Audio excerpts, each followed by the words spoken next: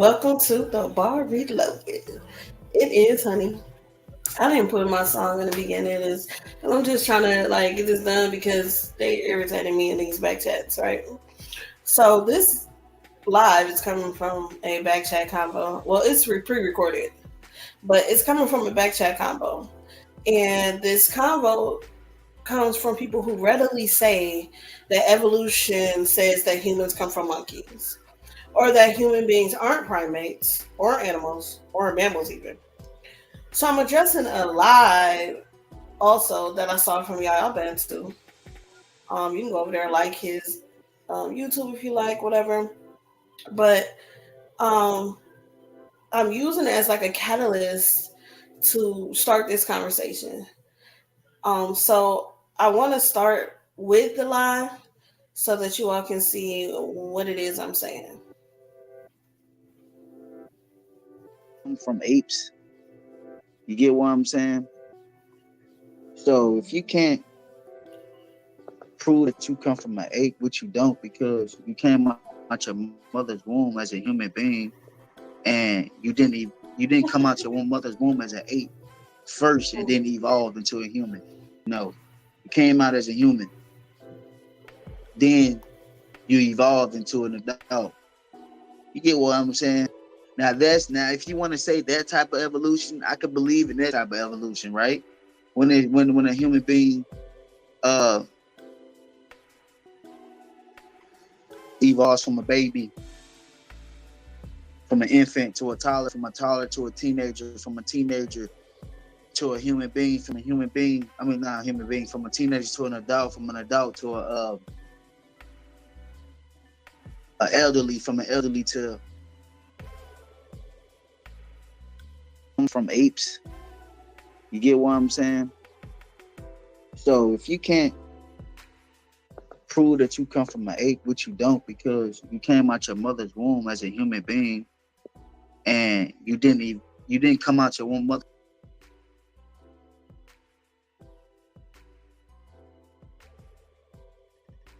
So we have like a lot to unpack there. He made several claims. He said when you were born, you weren't born from a ape. You were born a human being.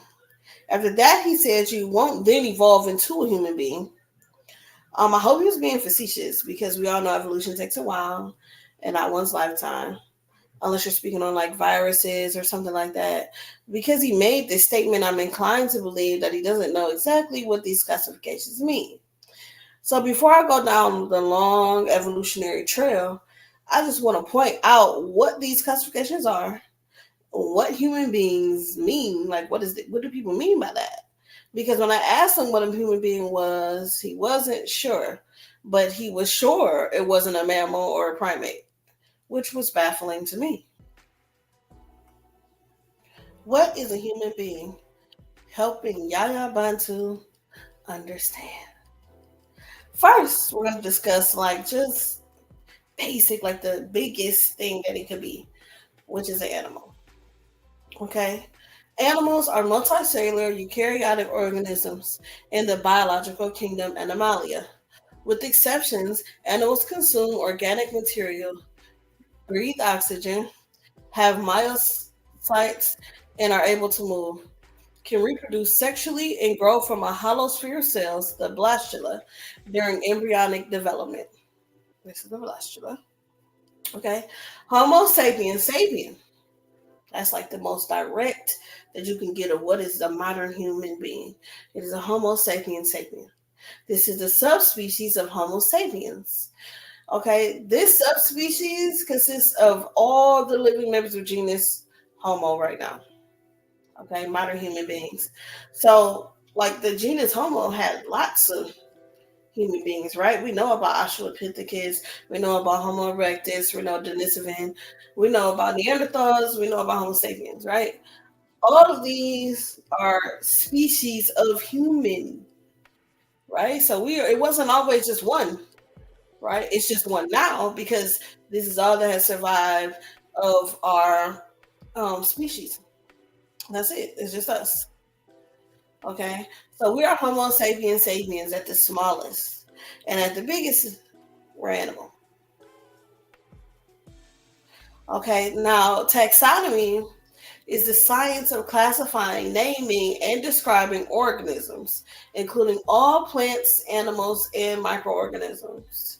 Okay, and as you see in this diagram right here, which I'm going to explain what all these things are later, but you see how it starts off really big and then it comes down really small. So it's like a really big classification and then it goes down to a really small classification, right? So we could just say food, right? That might be one.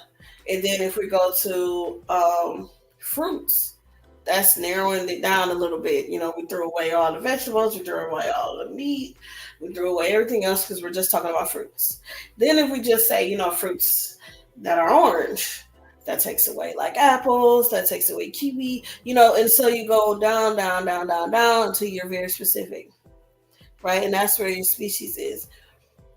So that's what taxonomy is. So when you're saying that, oh no, we're not primates or we're not animals or we don't fit these broad descriptions, that makes no sense. You know, you have to go by what these things mean because they actually have definitions to these words. Now, how are things classified in the animal kingdom? We're going to go there. The taxonomy system. This source is the Teachers Institute, Yale.edu. I will try to remember to put these in the description so you all can look at it, falsify it, however you want to. I do want to read right before this the taxonomy system because it says the branch of science which deals with the classifications is called taxonomy or systematic zoology. And the only reason why I want to say that is because when somebody else was talking about evolution, they asked, what would zoology have to do with this? Like, why are you bringing that up? So you need to understand, you know, where taxonomy stands with this, right? It's systematic zoology, right? So let's talk about the taxonomy system in the kingdom Animalia, which is where we belong, right? So the kingdom Animalia is the largest of the 5 existing kingdoms on planet Earth. The scientific classification system is divided into 7 major groups: the kingdom, phylum or division, class, order, family, genus, and species. The kingdom is the largest group, and the species is the smallest. In the animal kingdom, the term phylum is used and is the second largest group. Classes have more characteristics in common than animals in a division or phylum. For example, amphibians, reptiles, and birds belong to the phylum Chordata. However, each of the animals belongs to a different class. Amphibians belong to the class of Amphibia, which consists of frogs, toads, and salamanders. Reptiles belong to the class Reptilia, which consists of snakes, crocodiles, and alligators. Birds belong to the class Aves. An order is made up of animals that have more features alike than those in the class. In the class Mammalia, mammals, all animals produce milk for their young. Cats, dogs, raccoons, and shrew are all mammals. Dogs, cats, and raccoons eat flesh and are grouped together in an order called Carnivora with other flesh-eating animals.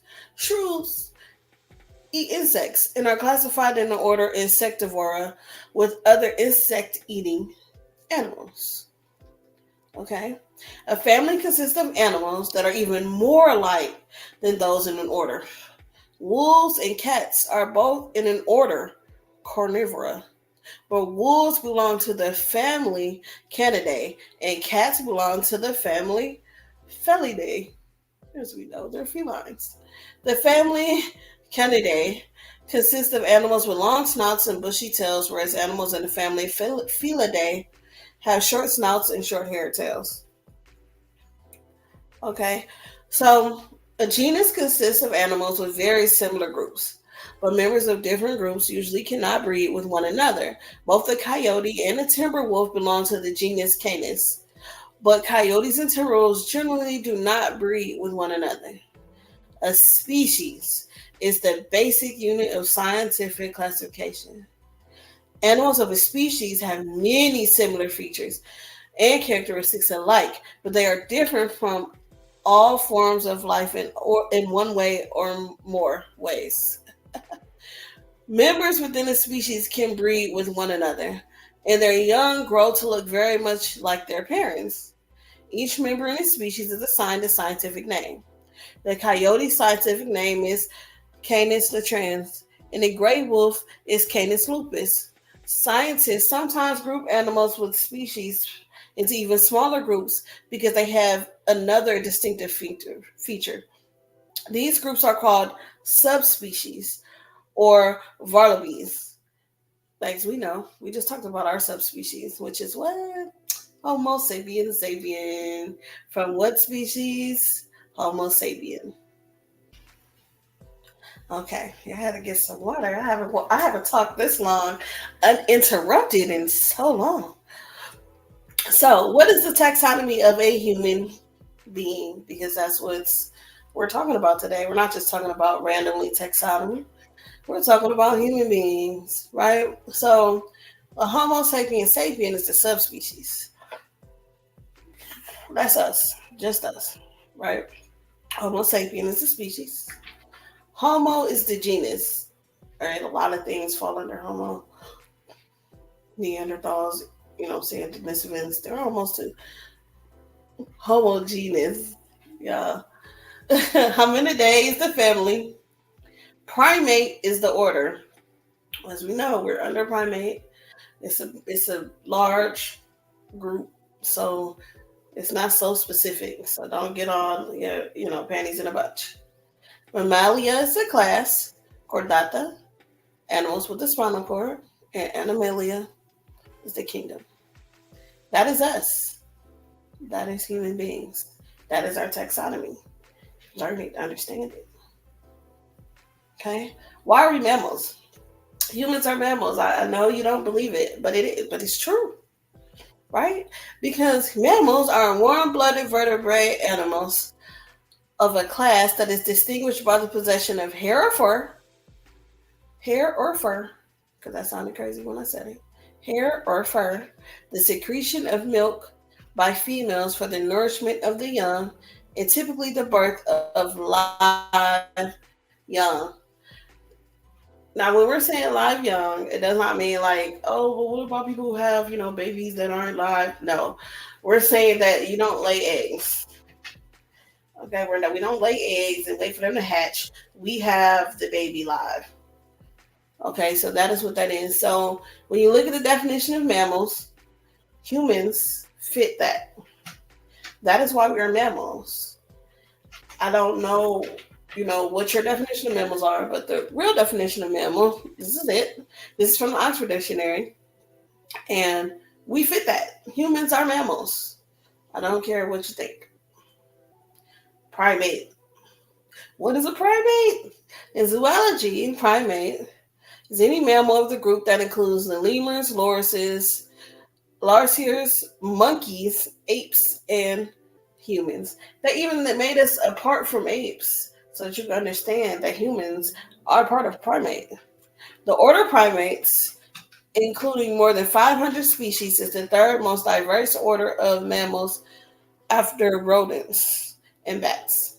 Okay, so like I really shouldn't even have to describe any characteristics of primate, seeing as how under primate humans are there, right? They're just there, right? But I put some up here, just for your viewing pleasure. Canine teeth, forward-facing eyes, few offspring, usually one at a time. Vision is more important than smell, meaning like we're not like dogs or cats or anything else that smell their way through anything. We like to see. We need to, we want the lights on. We want to be able to see where we're going. We want to see what's going on.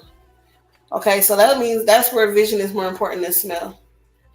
And then binocular vision was the last one. It's just to name a few because it's a lot more. But binocular vision is when you use both your eyes to view one thing, right? You're not left eye over here, right eye over here. You know, we're not doing that. We have binocular vision. Okay.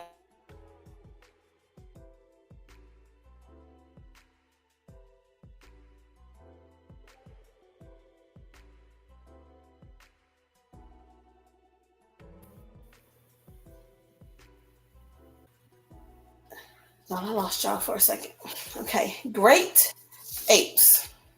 Sorry to tell you that you are a great ape. Okay? Great apes are made of four genera: humans, Homo; orangutans, Pongo; gorillas, gorilla; and chimpanzees, Pan. While there is only one species of human, Homo sapiens, the other three genera can be divided into 7 species. So there are 8 species in total, right, of great apes. So even though you're not a gorilla, you are an ape, right? Because apes aren't gorillas, gorillas are apes. Apes are humans, humans are apes. Okay? So no. We gotta understand that part too. Okay, just because you are a primate doesn't mean a primate is you. You know what I'm saying? So under great apes though, what you don't find is monkeys. Sorry to tell you that. Monkeys have prehensile tails. That they have a lot of different things that great apes don't have in common with them, which is why they're over there and we're over here. And since we are humans, we have some things that orangutans don't have, gorillas don't have, chimpanzees don't have. However, we're all under great apes, right? So, indeed, you were born from an ape when you were born from your mother's womb, because a human is an ape, a great ape, to be exact. So, in conclusion, a human being is a Homo sapiens sapien. It is also a primate, a great ape, and a mammal. So as much as you want to say, I don't believe in XYZ, doesn't matter about belief right now, because these are classifications with definitions. So you can't throw humans out of primates because you don't want to agree they fit. They fit, as well as monkeys and lemurs and everything else that fits there. Now, once you have an understanding of classifications, then you can move on to evolution. As long as you hold on to primates or monkeys, as long as you hold on to apes have to be, all these other things, then you'll never understand what evolution is saying. You'll never understand what they mean by a common ancestor. You'll never understand that because you immediately see primate and see monkey when they're 2 different words, 2 different classifications, for a reason. A monkey is a species, a primate is an order. Okay, and so I just ran down all those things for you so that you can have a slight understanding, at least, of what we're saying when we're saying these classification names, and that we're not calling you a monkey, and we're not calling you a, gorilla because you're a great ape, because human beings are great apes. Thank you. Okay, say that like. Send me a message, say you hate it, say you love it, do a video to combat it. Do all that. I love you. Have a good day. Let me find an outro that I like. We in the building? Like train We on in the the track. building? It's the bar. The bar? Yep, and I reloaded my clip. All new people everywhere.